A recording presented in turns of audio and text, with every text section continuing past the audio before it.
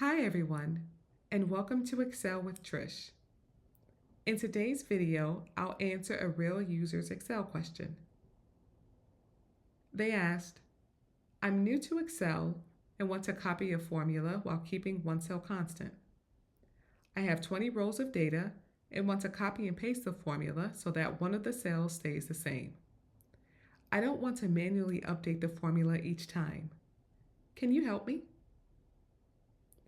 What this user is asking about is an absolute cell reference. That means when you copy and paste the formula that references another cell, you want that cell reference to stay the same. Let me show you what I mean. In this user example, we have 20 rows of data. We want to multiply cell D7 in yellow times cell E4 in gray. We now want to copy and paste this formula and apply it to the rest of our data set. This isn't the results that we wanted. What you see here is the use of relative cell reference, which is the default state in Excel. What that means is that if you copy and paste a formula one cell down, the cells that are referenced in that formula will also change by one cell down. In this example, D7 changed to D8, which is what we want, but E4 changed to E5, which is what we don't want. You'll notice that we've gone down so many cells that our formula is starting to pick up on some of the output that we calculated. In order to always reference the same cell, you need to use an absolute cell reference.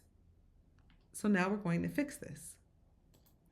So in column F, we're going to calculate cell D7 times F4 in blue. But this time, we're going to place dollar signs in front of both the F and the 4.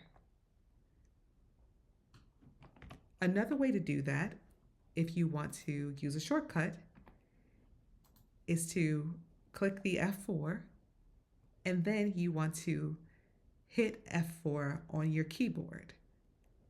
If your function lock is turned off, you'll need to turn it on in order to use this shortcut.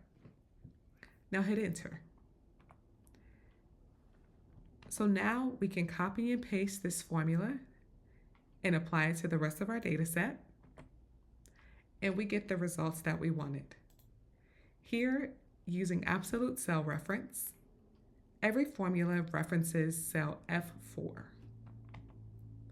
So we want the cells to pick up our numbers in column D, but we always want it to reference 40 in cell F4. This is how you use absolute cell references. I hope you found this video useful. Thanks for watching, and I'll see you next time.